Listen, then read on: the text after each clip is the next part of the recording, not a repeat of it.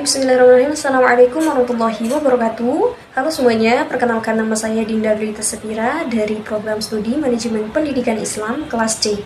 Jadi pada kesempatan kali ini saya akan menjelaskan tentang manajemen mutu. Nah, yang pertama ada pengertian mutu. Secara akademik, mutu didefinisikan sebagai derajat atau tingkat keunggulan suatu produk, layanan atau proses yang mampu memenuhi kebutuhan serta harapan pengguna atau pelanggan. Dalam konteks pendidikan, mutu ini berarti sejauh mana lembaga pendidikan ini mampu menghasilkan proses dari hasil belajar yang sesuai atau bahkan melebihi standar yang diharapkan atau ditetapkan baik oleh pemerintah maupun masyarakat sendiri. Nah, jadi intinya mutu ini tentang kepuasan atau kesesuaian gitu. Jadi apakah yang kita hasilkan ini udah sesuai dengan harapan orang-orang? Misalnya gini, kalau sekolah menjanjikan pembelajaran yang aktif dan menyenangkan, terus siswanya benar-benar merasakan hal itu, berarti sekolah ini benar-benar bermutu seperti itu. Jadi mutu juga ini bukan cuman soal hasil akhirnya saja, tetapi juga bagaimana prosesnya, bagaimana proses itu dijalankan oleh sebuah lembaga yang bermutu. Jadi ini bukan cuman punya nilai tinggi atau fasilitas yang bagus saja, tapi juga punya sistem kerja yang teratur, guru yang kompeten, dan pelayanan yang konsisten dari waktu ke waktu. Kita bahas tentang 3 konsep penting dalam manajemen mutu, yaitu ada jaminan mutu, kontrol mutu, dan total quality management atau TQM. Kemudian ada jaminan mutu, quality insurance. Secara akademik, jaminan mutu ini adalah proses sistematis untuk memastikan bahwa setiap tahap kegiatan ini berjalan sesuai standar mutu yang telah ditetapkan. Tujuannya apa? Supaya hasil akhirnya itu bisa dijamin kualitasnya seperti itu. Jadi usaha untuk mencegah kesalahan sebelum kesalahan itu terjadi gitu. Jadi kuncinya ada di perencanaan dan pengawasan proses gitu. Contohnya itu di lembaga pendidikan, seperti guru melakukan refleksi dan supervisi rutin supaya cara mengajarnya itu sesuai dengan standar kurikulum. Seperti sekolah juga bisa punya tim yang menjamin mutu, yang memastikan bahwa kegiatan belajar itu berjalan sesuai SOP atau standar operasional. Dengan begitu, sebelum hasil akhirnya keluar, proses itu udah terjamin baik duluan gitu, seperti itu. Kemudian ada kontrol mutu atau quality control, yang ini berbeda dengan jaminan mutu.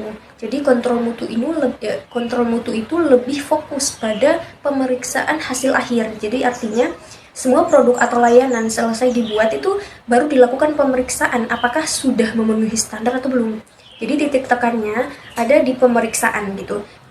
Seperti identifikasi kesalahan atau perbaikan hasil.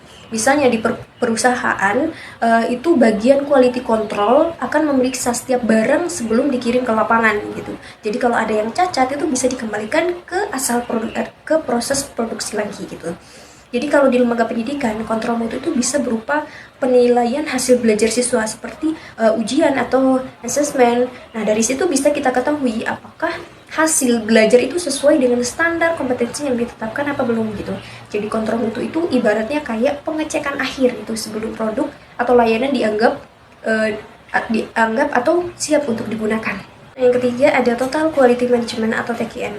Nah, kalau total quality management atau manajemen mutu terpadu ini itu konsepnya lebih luas lagi. Kalau secara akademik, TQM ini adalah pendekatan manajemen yang menekankan pada perbaikan mutu secara terus-menerus dengan melibatkan semua anggota organisasi. Jadi, fokus utamanya itu pada budaya mutu dan keterlibatan semua pihak. Jadi, bukan pihak tertentu saja, jadi semuanya ikut terlibat. Nah, maksudnya ini dalam kata sederhana itu kerja bareng gitu untuk bikin mutu itu menjadi tanggung jawab semua orang gitu.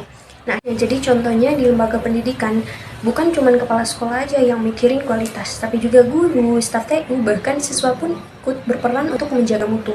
Misalnya dengan memberi masukan lewat survei kepuasan, mengusulkan ide inovatif, atau ikut kegiatan pengembangan sekolah lainnya. Kemudian ciri khas TQM itu ada pada komitmen panjang, perbaikan yang berkelanjutan atau continuous improvement, dan fokus pada kepuasan pelanggan. Dalam konteks pendidikan, pelanggan itu bisa berarti siswa, orang tua, maupun masyarakat. Baik, selanjutnya ada menurut pemikiran William Edward Deming. Jadi, William Edward Deming ini dikenal sebagai bapak manajemen mutu modern. Jadi beliau berpendapat bahwa mutu itu tidak bisa dicapai hanya dengan pemeriksaan akhir, tapi juga harus dibangun dari perbaikan proses secara terus-menerus. Jadi menurut Deming ini, mutu adalah hasil dari sistem yang baik, bukan semata-mata tentang kerja keras individu. Jadi konsep Deming yang paling terkenal adalah siklus PDCA, Plan, Do, Check, and Act, yaitu ada plan, maksudnya perencanaan atau perbaikan, kemudian yang Do, pelaksanaan rencana tersebut, kemudian ketiga Check, mengevaluasi hasilnya, dan yang keempat Act itu menindaklanjuti hasil evaluasi untuk peningkatan selanjutnya.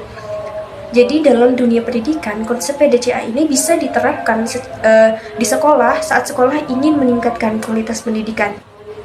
Ya, contohnya di sekolah ini ingin merencanakan kurikulum baru, itu plan. Kemudian melaksanakan kegiatan belajar, Do, mengevaluasi hasil ujian atau observasi guru, Check. Kemudian lalu memperbaikinya di semester berikutnya, itu Arch. Jadi Deming juga menekankan pentingnya pelibatan semua pihak dari pemimpin sampai karyawan atau guru, karena peningkatan mutu itu tidak bisa dilakukan sendiri-sendiri, jadi harus menyangkut semua pihak yang ada di lembaga pendidikan tersebut. Nah, kemudian lanjut dengan pemikiran dengan Joseph Juran. Joseph Juran ini punya konsep yang terkenal dengan sebutan trilogi mutu atau quality trilogy, yang terdiri dari quality planning atau perencanaan mutu, yang dimana menentukan target dan proses itu untuk mencapai mutu.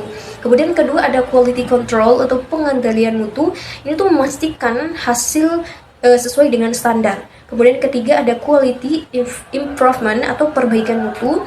Jadi hal ini tuh meningkatkan sistem agar lebih efisien dan efektif gitu. Jadi menurut Juran ini, mutu itu bukan cuma tugas bagian tertentu saja, tapi juga tanggung jawab semua manajer atau pemimpin organisasi gitu. Nah, kalau di sekolah, kepala sekolah dan guru itu harus saling bersama-sama menyusun rencana atau peningkatan mutu. Jadi mengontrol prosesnya dan mencari solusi saat muncul berbagai masalah seperti itu. Nah, Juran juga menekankan pentingnya perbaikan kecil tapi berkelanjutan. Jadi karena dari perubahan kecil yang terus-menerus, hasil itu bisa mencapai hasil yang besar gitu. Misalnya memperbaiki sistem absensi baru, cara penilaian, atau pola komunikasi dengan orang tua murid gitu. Semuanya itu bagian dari upaya untuk peningkatan mutu. Itu sangat penting untuk peningkatan mutu. Yang selanjutnya ada menurut pemikiran Philip Crosby. Philip Crosby ini dikenal dengan konsep zero defect, tadi atau tanpa kesalahan gitu. Menurut Crosby, mutu itu bukan berarti sempurna, tetapi hasil kerja itu harus sesuai dengan standar yang sudah ditetapkan. Jadi kalau setiap orang bekerja sesuai aturan atau prosedur, maka hasilnya akan konsisten dan bermutu. Jadi Crosby juga punya 4 prinsip prinsip utama dalam manajemen mutu. Yang pertama, mutu itu harus sesuai dengan standar, bukan sekedar bagus saja, tetapi harus sesuai dengan standar awal. Kemudian kedua, ada sistem mutu itu harus mencegah kesalahan, bukan memperbaiki salah-salah. Kemudian yang ketiga, ada standar kinerja yang benar adalah 0 dari kesalahan atau zero defect. Kemudian yang keempat, ada mutu itu hemat biaya, yang mahal justru kalau banyak kesalahan. Jadi contoh di sekolah, guru itu harus mengikuti RPP yang benar agar sesuai proses belajar, agar tidak melenceng dari tujuan. Kalau sering terjadi kesalahan dalam perencanaan atau pelaksanaan, waktu dan tenaga itu malah terbuang sia-sia seperti itu. Itu menurut dari Philip Crosby. Tadi bisa kita simpulkan bahwa mutu ini bukan hanya tentang hasil yang bagus saja, tetapi juga tentang proses yang benar yang terus diperbaiki. Jadi jaminan mutu ini menjaga proses, kontrol mutu, memastikan hasil, dan TKM ini menggerakkan semua orang untuk terlibat. Jadi Deming, Juran, dan Crosby ini sama-sama menekankan pentingnya keterlibatan semua pihak dan berkelanjutan. Kalau dalam dunia pendidikan, manajemen mutu ini menjadi hal yang sangat penting, teman-teman. Karena mutu yang baik akan berdampak langsung pada kualitas pembelajaran, kepuasan siswa, dan kepercayaan masyarakat terhadap sekolah. Jadi mungkin itu saja yang dapat saya sampaikan. Lebih dan kurangnya saya mohon maaf kalau ada kata-kata yang kurang berkenan, kalau ada penjelasan yang kurang itu mohon dimaafkan. Assalamualaikum warahmatullahi wabarakatuh.